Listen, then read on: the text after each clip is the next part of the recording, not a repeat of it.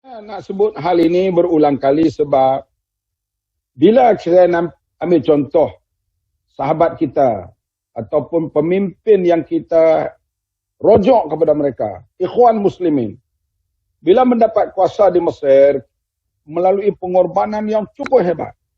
Tetapi bila berkuasa ada kesilapan-kesilapan, kelemahan-kelemahan yang menyebabkan pemerintahan yang tidak lama kerana ada di kalangan ahli ataupun yang bergabung dengan ikhwan itu mendesak supaya ditekankan soal syariat atau hukum terlebih dahulu daripada keadilan sosial.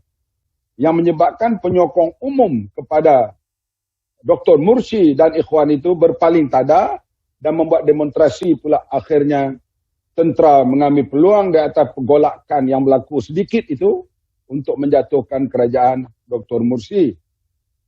Saya sebut ulang perkara ini, begitulah juga rakan kita PKS. Rakan kita PKS bila mendapat kuasa di Indonesia, kita lihat soal keadilan sosial ini juga tidak diambil berat. Sehingga 2 orang menterinya masuk jail kerana terlibat dalam rasuah. Saya ambil contoh lagi. Rakan kita PAS, kita ambil PAS itu Islamis lah. Bila mendapat kuasa, kita lihat soal social justice tidak menjadi tajuk kepada mereka.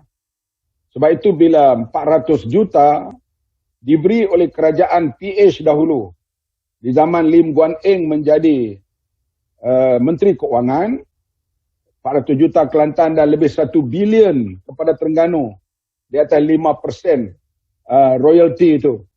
Kita lihat yang diutamakan ialah membeli Mercedes.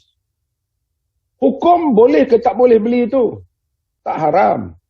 Tetapi social justice-nya dengan rakyat miskin begitu ramai, apakah perlu memberi Mercedes terlebih dahulu? Saya sebut perkara ini supaya semua pimpinan amanah kena fikir hal ini. Sebab umat Islam, perjuangan Islam kalah dalam hal social justice ini dibandingkan dengan negara-negara khasnya Eropah Barat. Misalnya di Norway, ada ahli parlimen dan menteri kadang-kadang ke parlimen hanya naik kereta api, tiup.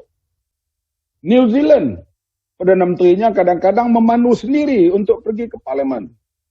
Sebab itu bila diukur soal akhlak Islam yang dibuat oleh George Washington University, pensyarah itu orang Islam yang buat kajian itu, meletakkan bahawa di antara negara yang paling berakhlak Islam, dapat kepada New Zealand, dapat kepada Norway, dapat kepada Denmark, tidak dapat kepada negara-negara orang Islam. Kita ambil contoh yang mudah lagi.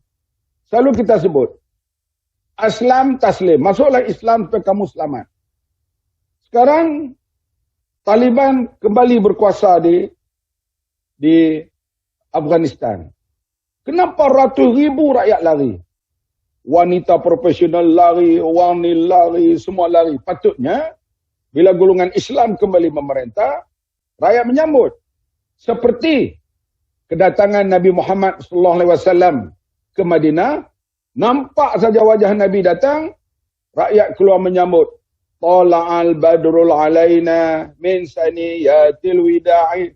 Termasuk yang menyambut Nabi Muhammad itu ialah orang-orang bukan Islam. Karena mereka dapat bayangkan nikmat yang akan mereka hadapi kecapi bila Nabi Muhammad datang untuk memerintah Madinah. Perkara ini yang kita kena buat study, koreksi. Dan Alhamdulillah, amanah tidak sempurna, tidak lengkap. Tetapi bila kita dapat kuasa itu, sekurang-kurangnya tidaklah kita gelojoh sangat. Kajian-kajian menunjukkan bahawa misalnya, kita memerintah negeri Melaka. Sampai sekarang pun pihak pengkaji mengatakan bahawa persembahan kita di Melaka, ketua menterinya itu agak sederhana, bukanlah hebat sangat pun. Agak sederhana, dan kalau ada pilihan raya akan datang kemungkinan amanah ataupun kerajaan yang kita perintah di Melaka itu akan kembali untuk berkuasa. Itu pandangan-pandangan setakat inilah. Artinya kita tidaklah begitu baik, tidak hebat, tetapi sekurang-kurangnya tidak melakukan kerosakan yang banyak di atas nama Islam. Macam sekarang ni, bila orang melihat PAS, orang main-main dia dalam laman web dan sebagainya, kerana bila dapat kuasa itu, kuasa tidak ditunjukkan soal social justice, keadilan sosial.